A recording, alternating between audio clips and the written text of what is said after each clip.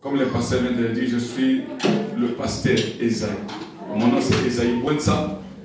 Je suis pasteur à l'église Arche de Dieu à Charleroi. Votre pasteur était déjà passé.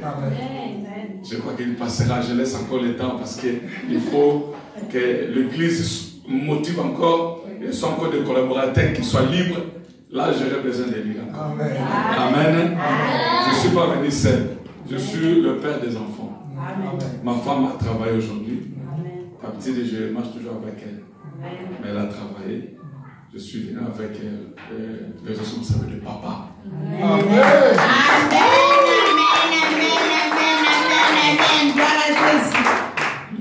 C'est papa Marius. Voilà. Donc, j'ai 5 enfants. Dans les 5 enfants, il y a des jumeaux. Et ils sont déjà grands.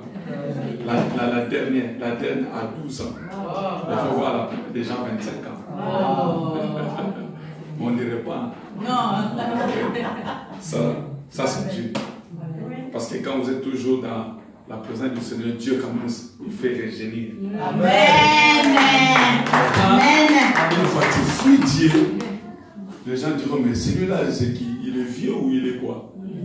Parce que tu n'as pas de la présence du Seigneur. Amen. Je bénis, quand le passé dit ici qu'il y a tout le monde qui sont en vacances, moi, ça ne me dérange pas. Nous savons qu'ici en Europe, quand on est en hiver, il n'y a pas beaucoup de gens, parce que c'est froid. Mais au travail, il va au travail. Quand il va neiger, il va aller toujours au travail. Il dira, non, c'est froid, je ne travaillais pas. Parce que c'est de l'argent. Et en été, tout le monde en vacances, je vais en vacances. Mais Dieu, on met Dieu dans quelle position? On ne dit pas que tu ne veux pas aller en vacances. Allez-y. N'oubliez pas le Seigneur. C'est ça le thème d'aujourd'hui que je vais parler sur ta parole, je jetterai les filets. Amen. Le pasteur vient de dire un verset ici qui est dans mon message. Amen. Je vais laisser dire que le Seigneur, merci Saint-Esprit, parce que tu regardes jusqu'au fond de nos cœurs. Amen. Et tu as transmis déjà au pasteur ma vision. Donc je parlerai sur ta parole, je jetterai les filets. Amen. Je veux que aujourd'hui, cet après-midi, tu jettes ton filet. Pas dans ta prière, pas dans tes dîmes, pas dans tes offrandes, mais sur la parole du Seigneur. On comprendra là-dessus. Nous allons ouvrir un peu notre Bible dans le livre de Luc, chapitre 5. Luc, chapitre 5, du 4e au 5e verset. Je vais aller vraiment plus vite pour ne pas vraiment dépasser notre temps. Nous sommes dans la page. Nous tous, on a nos Bibles. Si tu n'as pas la Bible en livre comme ça, en papier, il y a des téléphones. Tu peux télécharger la Bible, c'est gratuit. Et tu relis la Bible. Bien, je lis au nom de Jésus. Un jour, alors que Jésus s'est tenu sur le bord du lac de Génézareth et que la foule s'est pressée autour de lui pour écouter la parole de Dieu, il aperçut deux barques au bord du lac. Le pêcheur en était descendu et nettoyait leur filet. L'un de ces barques appartenait à Simon. Jésus y monta et lui demanda de s'éloigner un peu du rivage. Puis il s'assit dans la barque et s'est mis à enseigner la foule. Quand il eut fini de parler, il dit à Simon, avance vers le large en eau profonde. Puis, toi et tes compagnons, vous jetterez vos filets pour pêcher. Simon lui répondit, Maître, nous avons travaillé toute la nuit sans rien prendre, mais c'est ta parole, je jetterai les filets. Amen. Amen. Éternel Dieu, nous te disons merci cet après-midi. Tu m'as préparé, Seigneur, pour parler à ton peuple. Je suis qu'un instrument inutile et que l'instrument que tu veux utiliser pour ton peuple, Seigneur, utilise-moi maintenant. Amen. Que le Saint-Esprit parle et que non que moi, je parle à ce peuple. La Bible dit, c'est poussé par ton esprit que les hommes parlent de la part du Seigneur. Je veux qu'il parle que de ta part en ce lieu. Parce que ce peuple qui sont venus, c'est le peuple qui était avec toi. La Bible dit, c'est la foule. Ils avaient besoin de quelque chose. Et ce peuple a besoin de quelque chose ce matin. Au nom de Jésus. Amen. Amen. La Bible dit que je jetterai mon filet, c'est dans ta parole. Un jour, Jésus-Christ, il marchait. Il venait à la mer, là où Pierre, avec le fils de Zébédée, pêchait. Parce que Pierre, vous savez que Pierre était un grand pécheur. Que personne à l'époque pourrait pécher comme Pierre. Pierre connaissait l'eau. Mais ce jour-là, la Bible dit, quand Jésus était venu à Génézareth, il n'était pas venu tout seul. La foule suivait Jésus. Parce que Jésus, moi, je l'appelais toujours un homme de foule. Cette église, ne voyez pas comme ça.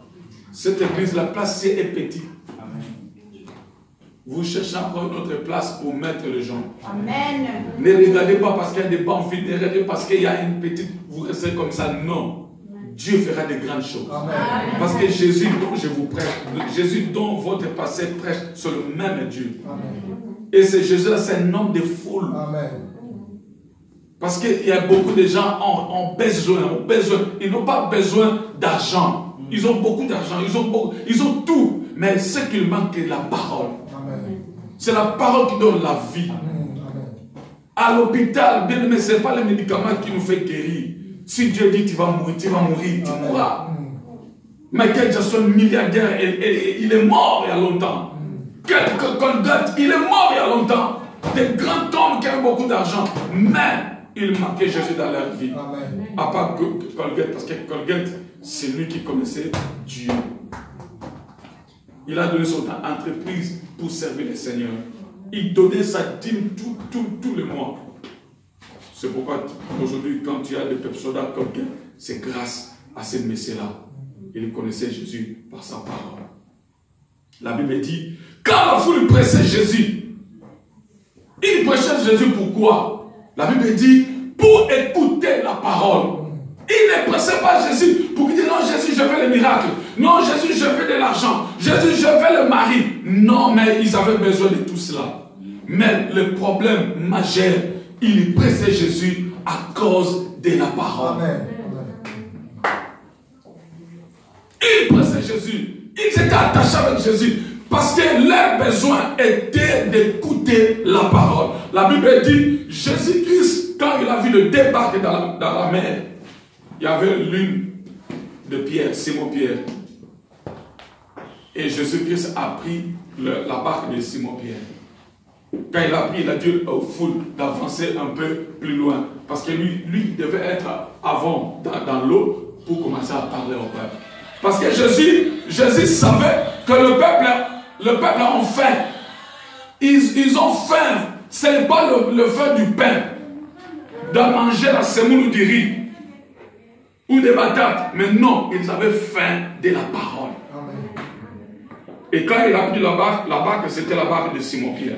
Il monta dessus et la Bible dit, il commença à enseigner. Il commença à enseigner. C'était la préoccupation du peuple. Il a enseigné. Quand il a commencé à enseigner la parole, il a fini. Et il a dit à Pierre, Simon, viens, avance dans les profondeurs de l'eau, jette ton filet. Et ça passait l'entendement de Pierre. Il dit, mais Seigneur, comment tu vas me dire d'avancer encore plus profond et de jeter mon filet? Tandis que nous, on était ici toute la nuit. Ça, c'est le pensée de Pierre. Je suis entré dans la pensée de Pierre. Il dit, mais moi, je suis un pécheur. Quand je viens, je vais prendre. Quand je viens, l'homme me connaît déjà. Et toutes les personnes me connaissaient déjà. Qu'il y a un pécheur qui est venu nous chercher. Mais comment dira-t-il que je jette encore mon filet pour pêcher, tandis qu'on ne pêche pas la journée? Alléluia. Amen. Mais tandis que quand Jésus prêchait, le problème de Pierre n'était pas avait le filet. Non, Pierre avait le filet, mais ses oreilles, toutes ses intentions étaient à l'enseignement. Amen. Bien aimé, combien de gens qui viennent à l'église ici, leur entendement n'est pas à la parole. Tes pensées sont loin. Tes pensées sont loin. Mais attention, Dieu, les miracles, il faut qu'il y ait quelque chose pour que les miracles puissent se produire. Amen. Dieu a pris la barque de Simon-Pierre. Et la foule était là. Simon-Pierre, il ne savait pas que Jésus-Christ viendra quand même enseigner dans l'eau. Mais Dieu a pris la barque de Simon-Pierre. Et il a dit aussi à Pierre de jeter son filet. Tandis que la foule était là. Vous savez que Pierre lui-même qui avait le problème. Parce que oui, c'était son travail pour que les enfants, la famille mangent. Mais Pierre n'a rien pris ce jour-là. La nuit d'après, n'a rien pris. Mais il disait de lui-même, comment je dois aller à la maison tandis que je n'ai rien. Mes enfants mangeront quoi? Voilà, c'était la pensée de Pierre. Quand tu pars au travail, tu travailles, fin de mois, ton argent est là. Tu as bénéficié de ce que tu as travaillé. Mais Pierre a travaillé, n'a rien pris.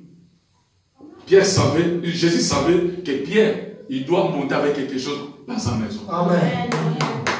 Pierre avance. Pierre avance. Pierre, il était concentré d'abord dans l'enseignement de Jésus. Malgré qu'il avait ses filets. Mais quand il a ses filets, il était connecté avec Jésus. Amen. Il était connecté. Quand Jésus dit, Pierre, jette ton filet. Pierre a dit, c'est ta parole. Alléluia. Amen. Il dit, c'est ta parole. Parce que quand Jésus enseignait, je dis, Pierre suivait à la loupe. La Bible dit dans Actes, quand Pierre prêchait la parole, la foule était attentive pour écouter ce que Pierre prêchait. Amen. Et la Bible dit, quand Pierre, au moment où il prêche la parole, toute la foule était saisie. L'Esprit de Dieu a touché tout le monde. Dans le message, dans la parole. Mais ce qui me donne aujourd'hui dans nos églises, même on prêche, l'Esprit de Dieu comme il ne travaille pas. Vous savez qu'il y a des gens qui sont comme ça, stupéfaits. Mais quand on va mettre un sujet de prière ici, c'est là où l'Esprit de Dieu va commencer à manifester. Mais non. Oui, il doit se manifester quand on a plein dans la prière, quand on est dans la profondeur de la prière. Mais quand je lis dans ma Bible, la Bible, il dit, quand il prêche, quand il parlait, dans Actes 2, 37, vous allez voir que quand Pierre parlait au peuple, l'Esprit de Dieu descendait, il a touché tout le monde. Ce n'était pas l'heure de la prière, mais c'était à l'heure où Pierre prononçait, prêchait la bonne nouvelle. C'est là où l'Esprit de Dieu descendait. Pourquoi? Parce que l'Esprit voit chacun de nous. Il voit si tu es disposé ou pas pour qu'il descende. Parce que ce qui va nous sauver, mais ce n'est pas ta prière, mais c'est la parole. C'est ça que les chrétiens d'aujourd'hui, nous ne comprenons pas. Nous voyons que, oui, si je n'écoute pas la parole, mais si je fais seulement la prière, oh, je serai sauvé. Qui t'a dit? La Bible dit tout passera. La prière passera. Les prophéties, le miracle, la guérison. Mais il y a une chose qui ne passera pas. C'est la parole. C'est ça qu'aujourd'hui les chrétiens négligent. On a un séminaire, les gens ne viennent pas. Non, il y a un séminaire, je vais le séminaire dimanche. Tandis que c'est la parole que tu négliges. Oh, la personne qui néglige la parole, c'est tu négliges automatiquement Christ. Parce que Christ c'est la parole. Amen. Pourquoi nous donnons tous à la prière, mais nous ne donnons pas à la parole? Oh, la Bible dit, voici les miracles qui accompagneront ceux qui auront prié. Non. Ceux qui auront donné le dîme. Non.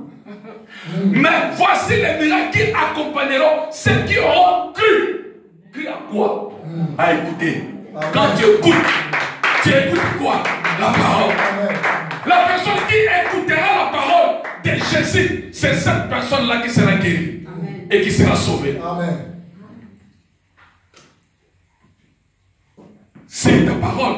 Je jetterai le filet. Parce que Dieu savait que cette personne-là n'est pas n'importe qui. Quand il dit, ça s'accomplit. Donc, c'est ta parole. Je vais jeter mon filet. Parce que je crois. Je crie en toi. Quand tu enseignais, j'étais là. Et je sais que j'aurai quelque chose que je cherchais. Tu cherches ton mari, le mariage dans la prière. Oui, parce que tu demandes à Dieu. Mais est-ce que la parole, tu écoutes? Est-ce que dans la parole de Jésus, où tu n'écoutes pas, tu auras ton mari, et tu auras un mari ou une femme qui va te tourner la tête à la maison, qui va commencer à être méchant avec toi, parce qu'il n'y a pas la parole qui va vous maintenir dans le foyer.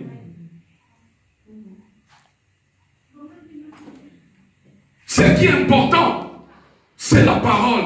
Donc la confiance. Pierre a eu cette confiance. Vous savez, la Bible dit, si vous donnez, il vous sera aussi donné. Amen. Celui qui donne, il reçoit. Mais ceux qui ne donnent pas, il ne reçoit pas. Pourquoi? On vient à l'église. Mais tu n'as rien à donner. Vous savez, Dieu ne peut pas utiliser un païen pour votre église. Dieu demande toujours à ses enfants. Dieu prend toujours les choses de ses enfants. Si Dieu commence à utiliser les païens de soutenir l'église, c'est qu'on est malheureux. On est malheureux sur la terre. Oui, il y a des païens qui sont riches. Mais est-ce que la richesse à Dieu? Point d'interrogation. C'est une seule personne qui bénit, c'est Dieu. Amen. Vous savez, quand quelqu'un peut dire, hey, moi j'ai la paix, moi j'ai la joie. Non, ce n'est pas la joie du Seigneur, c'est la joie du monde. Seulement, la personne qui donne la joie, ce n'est que Dieu. Amen. C'est le Galates 5, 22, le fruit du Saint-Esprit. Ce n'est que Dieu qui donne la joie, l'amour. Et moi, mon mari, nous sommes bien, nous sommes dans l'amour. Oui, c'est l'amour du monde. Mais quand Dieu vous donne l'amour, c'est fini. C'est illimité. Ne contactez pas à ceux qui ne prient pas, à ceux qui ne savent pas Dieu, de leur argent, de leur richesse, de leur tout qu'ils ont. Non, ça c'est du monde. Ça ne prend pas du temps. Mais ce que toi tu vas enrichir, il n'y a pas aucun chagrin. Amen.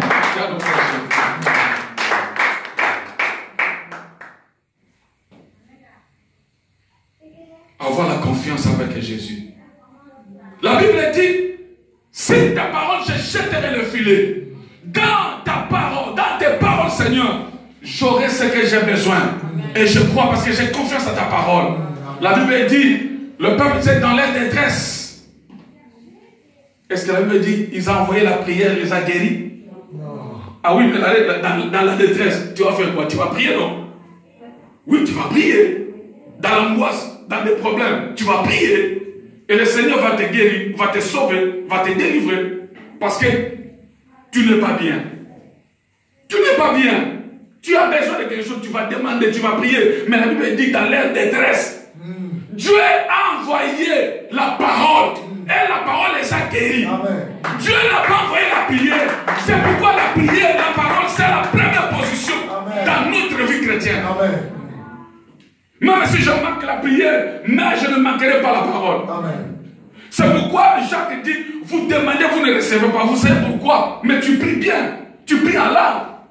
Tu donnes tes aumônes, tu donnes tes dîmes, tout tu le fais. Mais pourquoi tes prières, Dieu n'exauce pas? C'est parce que tu as oublié la parole du Seigneur.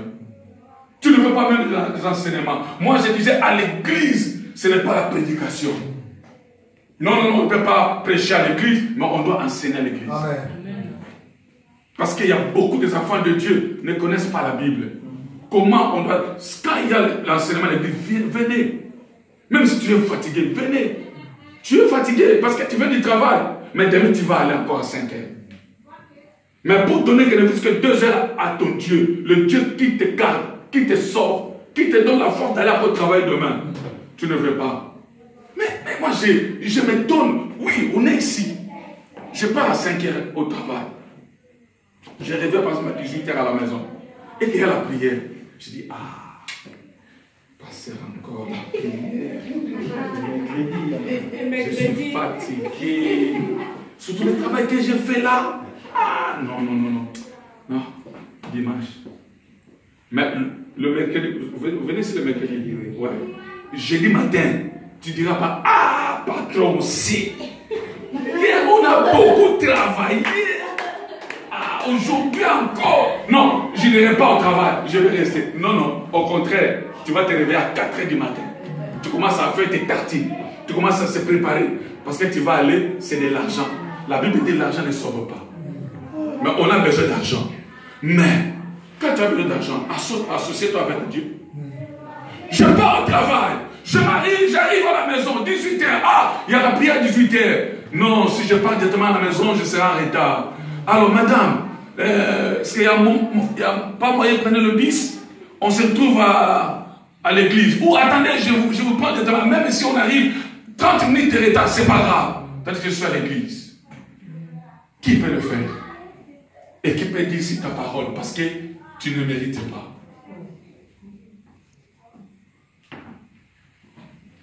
Des choses futilité, on est d'accord à les faire. Mais les choses qui nous donnent la vie, les choses qui nous supportent, les choses qui nous gardent, on ne donne pas la vie. Mais on est la première. Quand tu rentres dans ta chambre, Seigneur, pense-moi un peu, Seigneur. Depuis que je suis dans le mariage, 3 ans, il n'y a pas d'enfant. Oh, Dieu dira, il n'y a pas d'enfant. Non, non. Moi, je vois, il y a plein d'enfants ici. Ah, c'est toi. Parce que tu n'aimes pas mes paroles. Vous savez, la Bible dit quoi? Osée 6,4. Mon peuple périt. Faute de quoi? De connaissances. La connaissance, c'est quoi? C'est la parole. Mon peuple périt faute de connaissances. Comme vous avez oublié mes lois, les lois, c'est toujours la parole. Vous avez oublié mes lois, moi aussi je vous oublie. Il dit, il va oublier aussi vos enfants. Regarde, des pauvres enfants. À cause de notre malédiction, et nos enfants souffrent. Vous savez, même, vous êtes là, vous souffrez pourquoi? À cause de nos parents qui ont rejeté la parole. C'est pourquoi il y a la malédiction. Maintenant, nous commençons à prier pour enlever cette malédiction. C'est nos parents. Parce qu'ils avaient oublié la parole. Ils n'avaient pas nous montré le chemin du Seigneur. Et si vous oubliez les lois, la parole de Dieu, Dieu va oublier vos enfants. La malédiction, c'est à toi, mais ça descend à tes enfants. C'est pourquoi l'enfant part à l'école. Il est intelligent, mais tu vois, mais comment mon enfant? Ça, tu n'arrives pas à résoudre. Mais c'est rien, parce que toi, parent, tu as oublié les lois. Dieu a enlevé son intelligence à l'enfant qui est sorcier. C'est toi. Des petites choses. Pierre dit, c'est ta parole. Parce qu'il sait que toutes tes solutions viennent que dans la parole. Amen. Tu peux prier. Vous savez, il y a beaucoup qui prient. Il n'y a même pas un verset biblique dans tes prières. Quand tu commences, Seigneur, bénis-moi. Seigneur, donne-moi ça. Seigneur, je veux ça. Seigneur, je veux ça. Oui, Dieu t'écoute. Seigneur, je veux ça. Ma famille. Seigneur, les séjours. Seigneur, les hommes. Dieu écoute. Oui, il écoute. Toi, tu es toujours en prière. Tu fais 1 heure en prière, en priant toujours. Seigneur, je veux ça. Guéris-moi. Dieu dit, oh. Tu dis Amen. Dieu dit, oh. Qu'est-ce que... Oui, il a dit, Seigneur, Seigneur. Mais il n'y a même pas une promesse. Donc, il n'y a même pas la parole dans tes prières. Donc, une prière négative.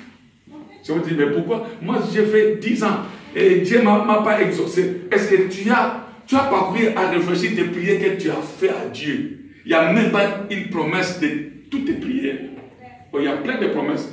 Dans la Bible, il y a plus de 3000 promesses. Parce que dans tes prières, il n'y a même pas la parole qui va donner la puissance dans ta prière. Seigneur, bénis-moi. Ta Bible dit ça. Quand Dieu a dit à Abraham, donne-moi ton fils unique. Toi aussi, Dieu, il y a tant longtemps j'ai cherché cet enfant. Tu m'as dit, maintenant tu me demandes pour cet enfant. Qu'est-ce qu'Abraham a fait? Il est parti. Parce que bon, ça va. C'est toi qui m'as donné. Je vais encore te le rendre. Toi-même, tu sais, avec Sarah. Et il est parti. L'enfant a demandé. C'était une prière. Papa, mais où irons-nous? Ah bon, on va faire sacrifice. Dieu m'a demandé. Sacrifice. Papa, je vois le feu. Je vois le couteau. Je vois le bois. Mais où est l'agneau? C'était une prière. Quand Abraham a dit, dans mes prières, il faut une promesse. Il dit à mon fils, Dieu pourvoira. Amen. Amen. Il a donné la parole parce qu'il sait que la solution, c'est dans la parole. Amen. Il dit non, Dieu pourvoira. Et l'enfant a eu confiance. Elle a eu confiance en quoi? À la parole de son papa. Et toi, tes prières, il n'y a même pas. Tu ne connais pas Jéhovah Rapha, c'est qui? Jéhovah Shalom, c'est qui? Quand tu pries seulement comme ça. Tu ne sais pas des promesses dans tes Bibles. La Bible dit tu seras la tête et non la queue. Tu ne sais même pas. Tu marches comme ça dans tes prières parce qu'il n'y a pas la parole dedans. Mais Pierre dit, oui, je vais jeter le filet. Mais non, pas comme ça. Mais sur ta parole.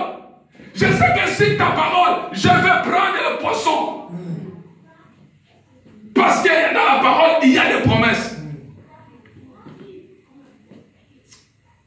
Alléluia. Regarde, dans Jean chapitre 6, Jean chapitre 6, 66 à 68. Je lis rapidement, la Bible dit ceci. Jean 6, 66 à 68. À partir de ce moment-là, beaucoup de ses disciples s'abandonnèrent et cessèrent de l'accompagner. 67. Alors Jésus se tourna vers les 12, leur demanda, et vous, ne voulez-vous pas aussi partir? 68. Mais Simon, toujours Simon, un bien-aimé que j'aime beaucoup. Le jour où on ira au ciel, je vais quand même lui demander. Simon, Pierre lui répondit, Seigneur, vers qui irons-nous? Tu as la parole de la vérité éternelle. Amen. Amen. Toujours la parole. Jésus, ce jour-là, quand les hommes ont mangé le pain, le miracle qu'il a fait, ils ont monté au pain dans la ville, disaient, hey, vous ne savez pas, l'homme qu'on a suivi là, non, c'était mystérieux ce type-là. Je voyais un jeune comme ça, mais il a des choses. Quelles choses? On a mangé le pain et le poisson. Vous savez, il a fait un grand miracle. Seulement, il n'y avait que des poissons. Et les serpents, il a seulement rendu grâce à son père. Et s'est multiplié, on a mangé. Et les morceaux sont restés. Oh, c'est vrai. Oh, demain, on ira encore manger. Et des personnes qui n'étaient pas ce jour-là, ils sont descendus. Oh Jésus, mais on t'a cherché.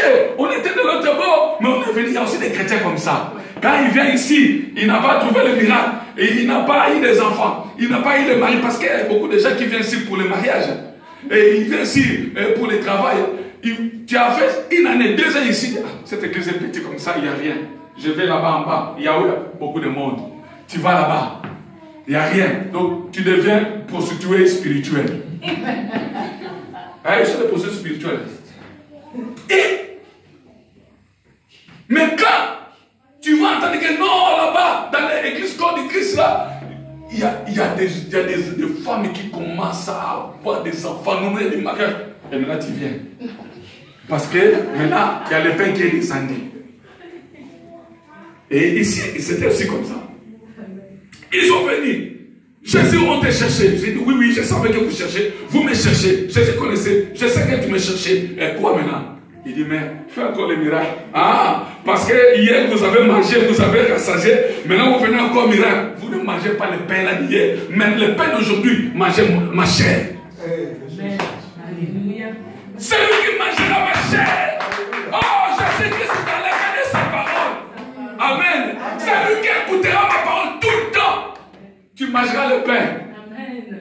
Il dit, celui qui mange le pain qui descend du ciel, cela ne meurt jamais. Amen. Mais vos pères ont mangé la manne dans le désert. Il les a rappelé la manne qu'ils avaient demandé. Mais tous sont morts. Mais qui a donné ce manne-là? Ce n'est pas Dieu. Mais pourquoi ils sont morts? Parce que c'était ombre à venir. Maintenant, la véritable, lui-même est la personne. Jésus-Christ est le Père de vie. Il dit, celui qui me mange, oh bien-aimé, il ne mourra pas. Celui qui s'attachera à moi, il ne mourra pas. Mais il aura la vie éternelle. Oh, les gens ne comprenaient pas. C'est pour ça que quand on prêche à l'église, il y a d'autres qui ne comprennent pas. Mais qu'est-ce qu'il a dit? Mais après avoir sorti, venez auprès du pasteur. Pasteur, je n'ai pas bien compris là. Il va t'expliquer. Il ne faut pas nettement dire non, vous avez un faux pasteur. Non, parce que tu n'as pas compris. C'est ça que les hommes ont fait. Il dit non. Ce type, il a changé ses paroles. Il est devenu dur. Oui, les paroles de Dieu sont dures. Si tout le temps tu écoutes les paroles légères, ça tu n'auras pas au ciel. ça tu ne seras pas béni. Vous savez, il faut écouter la parole de Dieu. La parole qui sont vraiment... Vous savez, même des données comme ça, c'est dur. La personne qui donne son argent pour l'église, hey, j'ai dit, j'enlève encore 150 euros pour donner la dîme au pasteur. Ah non, non, non, parce que c'est dur. Tu vois que 150, c'est comme les 1500 de ton salaire. C'est dur. Oui, la parole dit c'est dur. Et il dit non, non, non, non, non, on ne peut pas sauver ce message. Tu vois, toi, tu m'as dit qu'elle a fait le miracle, mais là, il nous a dit encore de manger sa chair. C'est un démon, ce type. Comment moi je la chair d'une personne? Et après toujours, il ne faut pas m'amener dans votre église là. L'église qui demande, et ce n'est pas nous qui demandons, c'est Dieu. Et tous sont retirés. Là, Jésus, il est comme ça, comme il ne sait rien. Il est toujours comme ça. Et quand il voit que tout le monde sont partis, il s'est réveillé comme ça. Il voit que les 12, et il était en colère. Et vous ne savez pas, comme les autres. Mais si le pasteur commence à fâcher, il dit voilà les églises d'aujourd'hui, vos pasteurs commencent, je ne sais pas, quelle audace. Un pasteur commence à se fâcher comme ça, nous sommes ses enfants. Hein? Nous sommes ses enfants. Oh, si Jésus lui-même était fâché. Pour vous dire encore, il a frappé dans les temples. Quand les gens vendaient dans les temples, il a pris les chicottes pour aider. Notre maman comme ça. Allez. Pourquoi? Parce qu'il vend dans la maison du Seigneur, on ne vend pas. Et je vais aussi mettre une parenthèse. À l'église, on ne vend pas. Les trafics de l'église, on ne vend pas. Les mamans, surtout vous les mamans. Tu vas en Italie, tu vas où tu achètes tes bijoux, tes quoi, et tu viens dimanche dans les sacs à l'église. Tu attends que l'église sorte. Quand l'église sort, même pas saluer. Hé, j'ai des sourcils ici. Qui va pas? Ça se fait jamais. Moi, là-bas, ça se fait jamais. Ça, c'est trafic dans l'église. Tu ne viens pas écouter la parole, mais tu viens vendre. Parce que quand tu vois comme ça, il faut directement supprimer ce truc. Ça met l'abomination de l'église. Quand le pasteur te dira, hé, voyons vos églises. C'est pourquoi je ne venais pas dans vos églises. Moi, j'ai amené mes trucs pour vendre, pour vivre. Et je vais donner aux frères de comment. Et on dit ici, c'est le marché. Ce n'est pas le marché, maman. Ce n'est pas marché ici. Ici, c'est le lieu de la prière. Attends dehors, on va devant. C'est pourquoi beaucoup de chrétiens font, hey, j'ai la tête de maman, pasteur. Ah, si je vais à l'église, il va me prendre. Il vient pas à l'église à cause de toi. C'est maudit. Tu es maudit. La Bible dit, Amen. La Bible dit, quand Jésus s'est réveillé comme ça, il voit que les 12, il dit, et vous,